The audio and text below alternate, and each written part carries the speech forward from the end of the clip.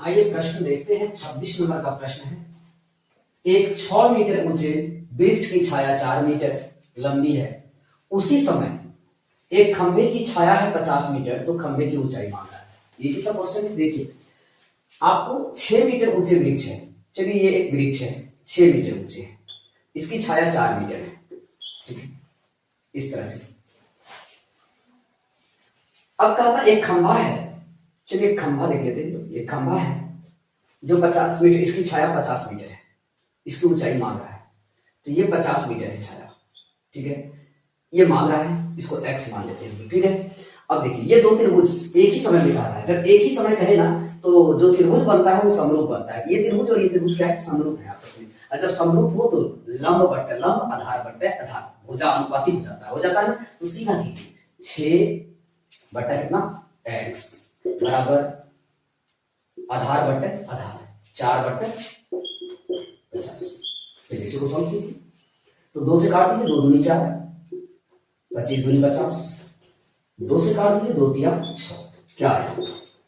x बट्टा 3 बट्टा x है, 3 बट्टा x बराबर कितना हो गया? 1 बट्टा 25। क्रॉस का मल्टीप्लिकेशन कीजिए, तो x का मान क्या निकल जाता है? 75। तो कहने का मतलब यह है कि जिसकी छाया 50 मीटर होगा उसकी ऊंचाई क्या है खंभे की? 75 मीटर हो जाएगा, ठीक है। ऑप्शन देखिए, ए में 40 है, बी में 25 है, सी में 15 है और डी में 10 है। इसका मतलब ऑप्शन इसमें नहीं दिया हुआ है, गलत है। तो इसका मतलब इसका ऑप्शन 75 होना चाहिए। देखिए अगला प्रश्न है कि समांतर श्रेणी 6 13 20 डॉट डॉट 216 का मध्य पद मांग रहा है। तो देखिए, मध्य पद इसका कब ज्ञात होगा? जब हमको पता चलेगा कि n कितना है। इसमें n नहीं मालूम है, n सबसे पहले आपको ज्ञात कीजिए, आपको ज्ञात करना पड़ेगा। तो n के लिए आपको ये अंतिम पद दिया हुआ, अंतिम पद को n लिखते हैं, a लिखते हैं, an, अंतिम पद को n लिखते हैं, ये n हो गया आपका, ये आपका a हो गया, और इसको इसमें घटा दीजिए तो आपका d निकल जाता है। तो d कितना हो जाएगा? तो 13 में से 6 घटा दीजिए, 7 d हो जाएगा, ठीक है।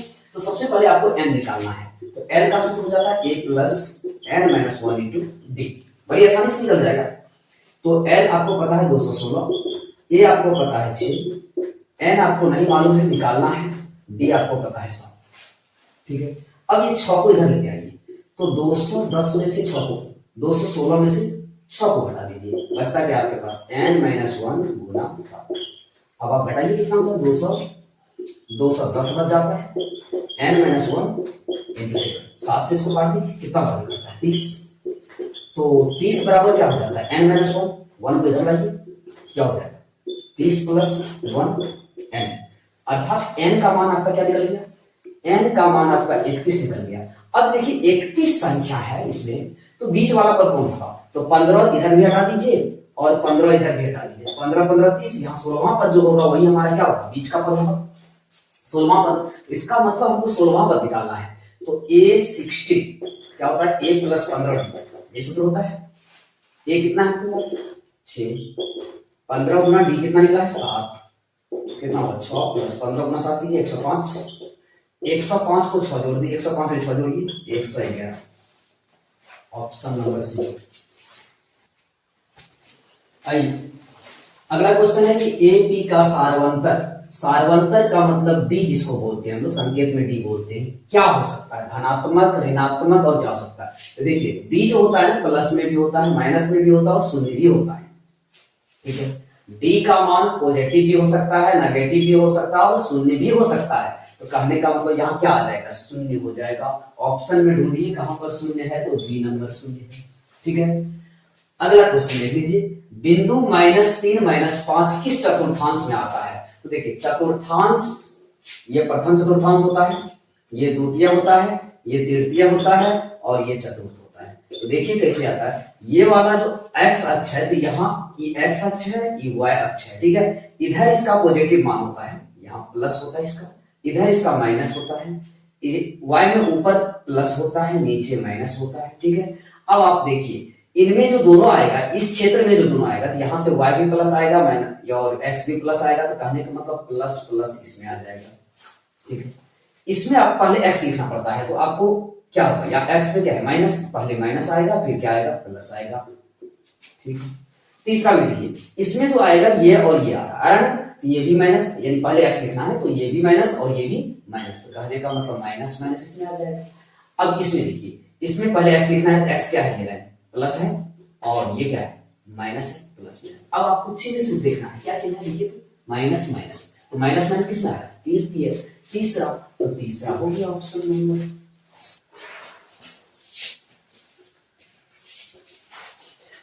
देखिए 30 नंबर का सवाल है कि px यानी बहुपद px दिया हुआ है, क्या दिया है, x square minus 2x minus 6 का शून्यक अल्फा और बीटा हो तो अल्फा बीटा यानी अल्फा इंटू बीटा मांग रहा है।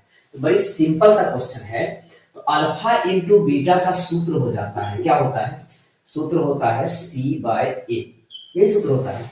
आपको c बाय ए ढूंढना है। तो देखिए इसका जो x स्क्वायर का जो गुणांक है वो a हो जाता है, यहाँ पे 1 है, a हुआ, y x का जो गुणांक होता है वो b हो जाता है, तो b आपका -2 हो गया, c आपका -6 हो गया, a b c। तो आप बैठाइए यहाँ पर c बाय ए, c कितना आपके पास -6 है तो -6 कर दीजिए, a आपके पास कितना है 1 है, 1 हो जाएगा, तो -1 में 1 से भाग दीजिएगा, -6 ही तो होगा। तो इसका मतलब ऑप्शन नंबर ए सही है। ठीक है, अगला क्वेश्चन देखिए क्या कहता है, बिंदुओं 2 3 और -2 3 के बीच की दूरी मांग रहा है। चलिए एक दो बिंदु हम लोग ले लेते हैं, इसके बीच की दूरी निकालना है। मान लेते ये ए है, ये बी है, ठीक है। ए दिया हुआ है 2 3 इसका निर्देशांक, बी दिया हुआ है -2 और 3। कुछ नहीं करना, आपको दूरी निकालना है पहला से, पहला को घटाइए और वर्ग कर दीजिए, दूसरा को दूसरा से घटाइए और वर्ग कर दीजिए और पूरा पे रूट चढ़ा दीजिए, हो जाएगा। कहने का मतलब आपको ए बी जो निकालना है दूरी, तो क्या करना है, 2 में से 2 को -2 को घटा दीजिए, 3 में से 3 को घटा दीजिए। तो कहने का मतलब 2 में से 2 को घटाना है तो 2 बार माइनस आ जाएगा, तो आप डायरेक्ट प्लस भी लिख सकते हैं इसको, ठीक है। प्लस क्या हो जाएगा, दूसरा 3 में से 3 को घटाइए, 3 में से 3 को घटा दीजिए और स्क्वायर दे दीजिए और पूरा पे रूट कर दीजिए, यानी पूरा अंडर रूट होता है, ठीक है। अब सिंपल सा बात है, माइनस माइनस क्या हो जाता है प्लस, तो 2 + 2 क्या हो जाएगा, यानी 2 + 2 का स्क्वायर हो जाएगा, और यहाँ पर 0 का स्क्वायर हो जाएगा, पूरा पे रूट डाल दीजिए। तो 2 + 2 कितना हो जाता है, 4 होता है, तो 4 का स्क्वायर और प्लस 0 का स्क्वायर तो 0 ही होता है, तो 4 का स्क्वायर कितना होता है 16, 16 + 0, 16 में से 0 को 16 में 0 जोड़िए, 16 ही होता है, और 16 का वर्गमूल क्या निकलेगा, तो +-4 होगा, लेकिन आपको +4 लेना है, क्यों, क्योंकि दूरी कभी भी नेगेटिव नहीं होता है। तो 4 देख लीजिए कहां पर है, तो यहाँ बी नंबर ऑप्शन सही है। आइए अगला क्वेश्चन है, बड़ी आसान सा क्वेश्चन दिया है यहाँ पे। ए का निर्देशांक है x1 y1, बी का निर्देशांक है x2 y2। कहता है दोनों को मिलाने वाली जो रेखा है उसके मध्य बिंदु का निर्देशांक। तो आपको सूत्र याद रखना चाहिए, मध्य बिंदु का निर्देशांक का सूत्र ही होता है। इसलिए दो बिंदु हैं, इसको ए लिखा है, इसको बी लिखा है, और इनका निर्देशांक x1 y1 है और इनका निर्देशांक x2 y2 है। इसका मध्य बिंदु का निर्देशांक मांग रहा है, मध्य बिंदु अगर सी है तो इसका निर्देशांक मांग रहा है। तो बड़ी इजी है, पहला को जोड़ के आधा कर दीजिए, दूसरा को दूसरा से जोड़ के आधा कर दीजिए। मध्य बिंदु का यही सूत्र होता है, यानी मध्य बिंदु का निर्देशांक का सूत्र हो जाएगा आपका x1 + x2/2 और y1 + y2/2। ये तो हम लोग पढ़े हुए हैं, तो ये तो सूत्र ही है। तो देख लीजिए कहां पे है, ऑप्शन में बी नंबर सही है।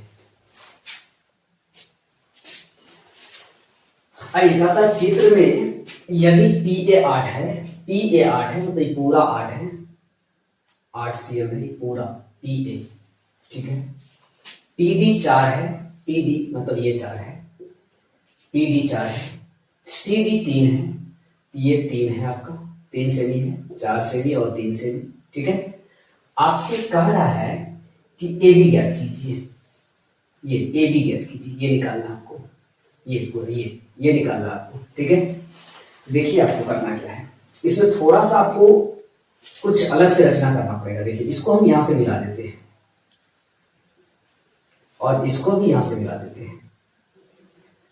अब ध्यान से देखिए, ये जो बाह्य कोण है ना, ये बाह्य कोण सम्मुख कोण के बराबर होता है, इस कोण के बराबर हो जाएगा। ठीक है, अगर ये एक है तो ये भी एक है, बराबर हो जाता है। ठीक है, ठीक इसी प्रकार यहां भी बाह्य कोण इस कोण के बराबर हो जाता है। अगर ये 2 है तो ये भी 2 हो जाएगा। थोड़ा सा समझिए इसको। तो क्या हुआ, बड़ा, अब देखिए ये दोनों के लिए एक बार देखिए बड़ा त्रिभुज, एक हम त्रिभुज यहां बना के आपको दिखाते हैं। एक त्रिभुज आपका इस प्रकार से बन रहा है, इस प्रकार से बन रहा है, ए सी पी। एक त्रिभुज आपका इस प्रकार से बन रहा है, इस प्रकार से ही, इस प्रकार से बन रहा है, यहां बना, इसका नाम है बी डी ई। ध्यान से देखिए, अब यहां क्या हुआ कि इसका जो बी कोण है छोटा का, वो किसके बराबर है, बी कोण सी के बराबर है। ठीक है, यहां पर आपको एक नंबर, 2 नंबर दिखता होगा बी के पास, और यहां पर भी 2 नंबर दिखता होगा, ये बराबर है। ठीक, यहां पर देखिए कि ये जो कोण है डी कोण, ये डी कोण किसके बराबर है, डी कोण ए के बराबर है। देखिए एक नंबर लिखा होगा।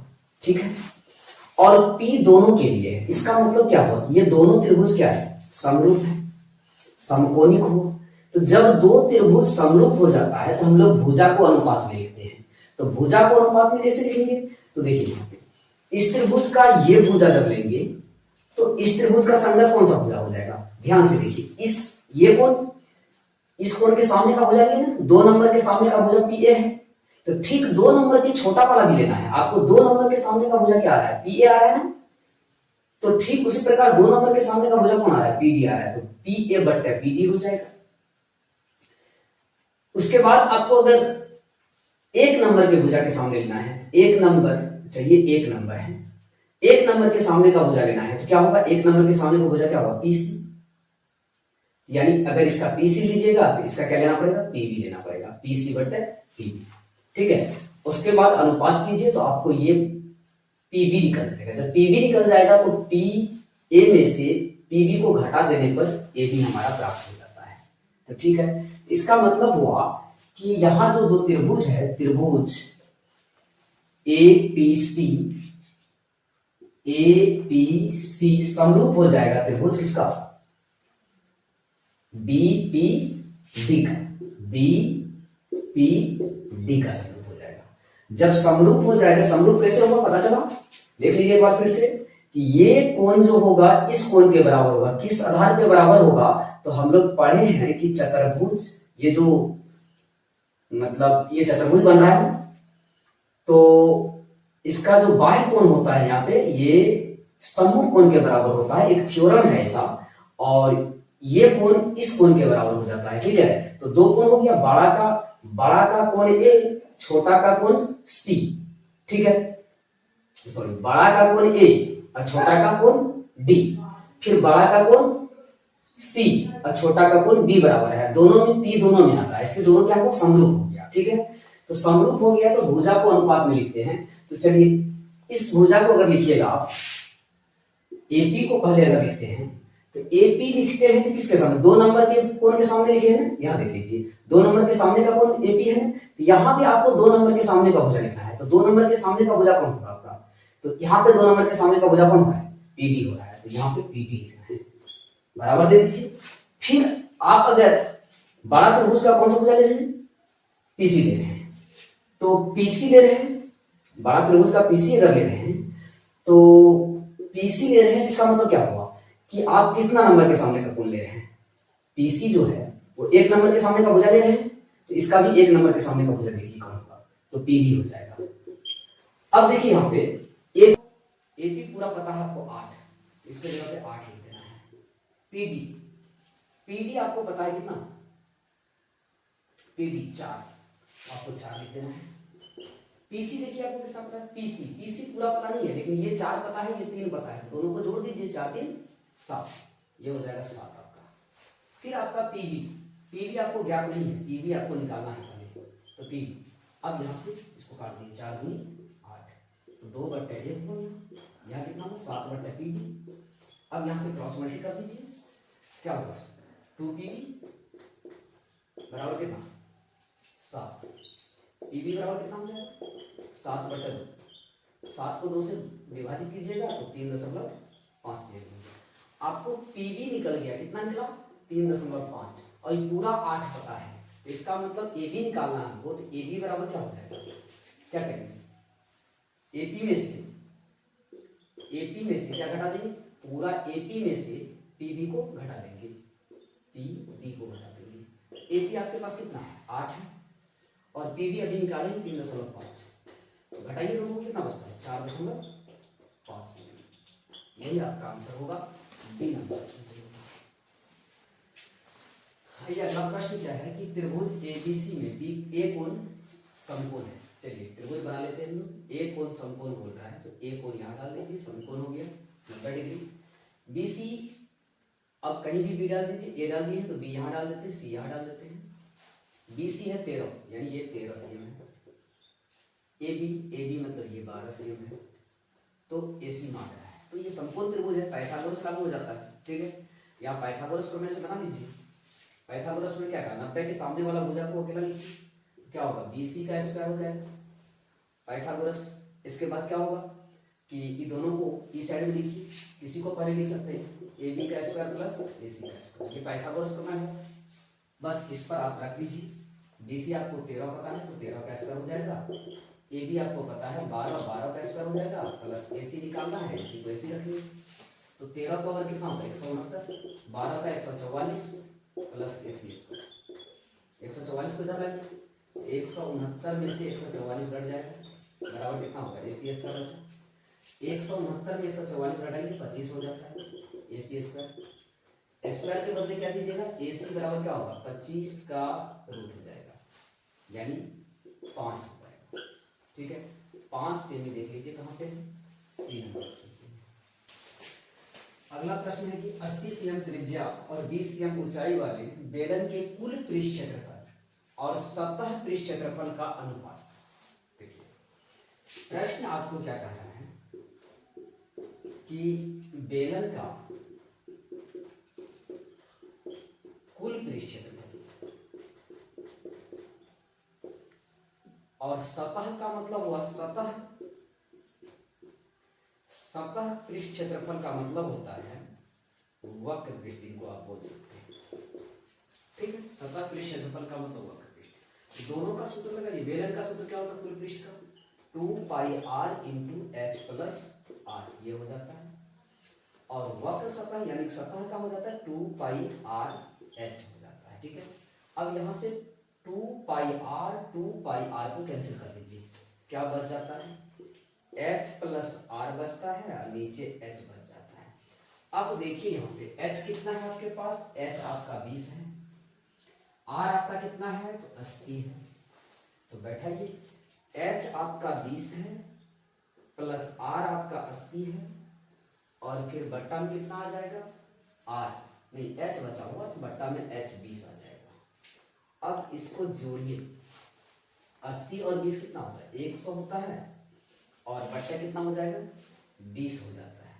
काटिए 20 पंच 100, क्या आया 5/1 आया, मतलब 5:1। देखिए कहाँ पे है 5:1, डी नंबर। देखिए प्रश्न है कि 2 cos A = √3 दिया हुआ है, तो A क्या होगा, A का मान कितना डिग्री होगा ये पूछा है। तो देखिए इजी क्वेश्चन है, 2 cos A = √3 है, तो cos A आप पहले निकाल लीजिए। cos A बराबर क्या होगा √3/2 आ जाएगा ये। अब आपको देखना है कि cos में कितना डिग्री का मान √3/2 होता है, तो cos में 30 डिग्री का मान आप याद किए होंगे, पढ़े होंगे, √3/2 होता है। तो A का मान आपका कितना आ गया 30 डिग्री। A का मान क्या आ गया आपका 30 डिग्री। देख लीजिए कहाँ पे है 30 डिग्री, ऑप्शन नंबर बी। अगला क्वेश्चन देखिए 37 में, 37 नंबर का जो क्वेश्चन है तो सूत्र ही है sec² θ - 1 क्या होता है, ये तो सूत्र ही होता है tan² का, tan² थीटा, क्योंकि इसका मूल सूत्र हो जाता है, मूल सूत्र आपका ये हो जाता है कि 1 को इधर भेज दीजिए, सेक स्क्वायर मतलब sec square theta minus ten square theta, main सूत्र ये हो जाता है आपका। इसी से आपका ये बराबर 1 हो जाता है। तो 1 को इधर लाइएगा तो क्या होगा, सेक स्क्वायर थीटा हुआ माइनस 1, और 10 को उधर भेज दीजिए तो प्लस में टेन स्क्वायर थीटा हो जाएगा। तो इसी का मान पूछ रहा है ना, इसका क्या हुआ, टेन स्क्वायर। ये तो सूत्र ही है, सी नंबर ऑप्शन सही। देखिए क्वेश्चन है कि 3.27 पे रेकरिंग दिया हुआ है, क्या है, एक पूर्णांक है, एक परिमेय संख्या, एक प्राकृत संख्या, एक अपरिमेय संख्या है। तो देखिए 3.27 पे रेकरिंग है, इसको हम लोग पी बाई क्यू के रूप में लिखते हैं। कैसे लिखते हैं, तो इसको क्या करते हैं, अगर शॉर्टकट में लिखना है आपको ट्रिक से, तो पूरा दशमलव और रेकरिंग को भूल जाइए, क्या हो जाएगा 327 हो जाता है। अब जहां तक रेकरिंग है वहां तक को छोड़ के जो अंक बनता है वो घटा देना है, तो 3 को घटा दीजिए। 10 पर पावर देना है दशमलव के बाद जितना अंक है, तो 2 अंक है तो 2 दे दीजिए। दशम फिर घटा देके 10 पर पावर देना है दशमलव के बाद बिना रेकरिंग वाला, तो 2 अंक है, दोनों पे रेकरिंग है, तो बिना रेकरिंग वाला नहीं है तो 0 हो जाता है। तो यहां पर घटाइए, कितना हो जाता है, 324 हो जाता है। और 10 पर पावर 2 का मतलब 100, और कोई भी अंक पर पावर 0 होता है उसका मान 1 हो जाता है। क्या होगा, 324 बट्टा कितना हो जाता है, 99 हो जाता है ना। तो 3 से आप काट सकते हैं, 3 एक 3 8 24 और 3 से 33, तो इसका मान 108/3 होता है। हालांकि ये निकालने की जरूरत नहीं है, हम बता दिए कि ये ऐसे निकलता है। तो इसका मतलब क्या होगा, p/q के रूप में लिखा गया कि नहीं लिखा गया। तो जब किसी भिन्न को p/q के रूप में लिखते हैं तो वो क्या होता है, परिमेय संख्या होता है, इसका मतलब बी नंबर ऑप्शन सही है। अगला सवाल देखिए, कहता है 6/15 का दशमलव प्रसार होगा, कैसा होगा, शांत होगा, अशांत होगा, आवर्ती होगा या निष्क्रिय होगा। ठीक है, तो देखिए 6/15 की बात करें तो देखिए शांत तब होता है, शांत का क्या रूप होता है, शांत तब होगा जब हर का अभाज्य गुणनफल क्या होगा, 2 या 5 या दोनों हो सकता है। ठीक है, तो चलिए इसको आप 15 को तोड़िए, 6 कितना हो जाएगा, 15 को तोड़िएगा तो 3 गुना 5 हो जाता है।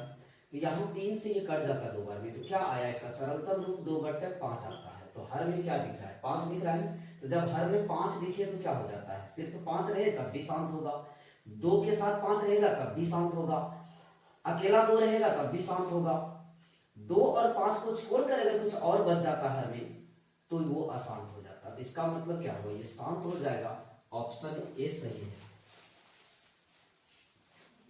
अगला क्वेश्चन है कि एक 8 cm त्रिज्या के शीशे के ठोस गोले से 1 सेमी त्रिज्या के कितने ठोस गोले बनाए जा सकते हैं।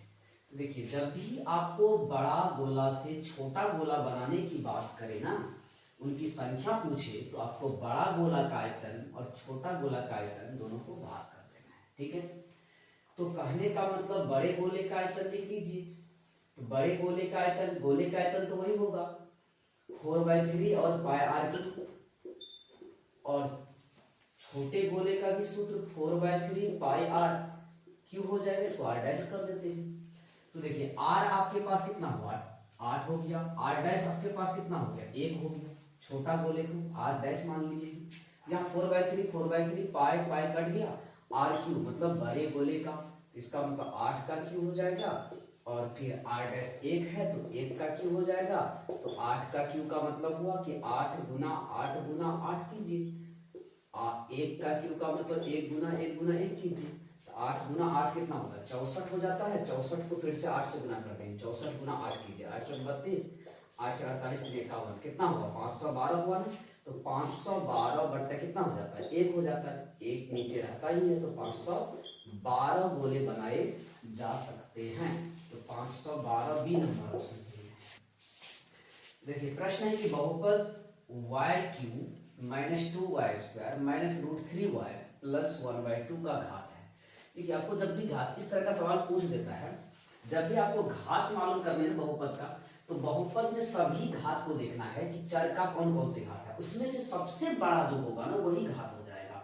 तो देखिए तो यहाँ पर घात कितना है, 3 है ना, यहाँ पे घात कितना है, 2 है, यहाँ पर कुछ नहीं y पर घात है तो 1 है यहाँ पर। ठीक है, ये तो इसमें तो y है नहीं, तो इस पे घात 0 हो जाएगा। ठीक है, y पर घात 0 हो जाएगा।